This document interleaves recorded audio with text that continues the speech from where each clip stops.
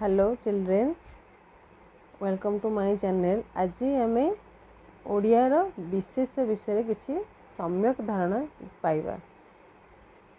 विशेष्य कौन ना कौन सी व्यक्ति, प्राणी, वस्तु, कार्यर नाम अथवा मनर भाव को व्यक्त करुथिले ताहाकू विशेष्य कहा जाए। उदाहरण जमि व्यक्ति नाम उत्कलमणि गोपबंधु दास, महात्मा गांधी, कृष्ण, गोपाल, राम, सीता, टीना इत्यादि। जातिर नाम हेले माछ, गाई, मेंढा, छेली। वस्तुर नाम हेले टेबुल, बही, खाता। मनर भाव क्रोध, हस, कांद, दुख, सुख, ईर्षा।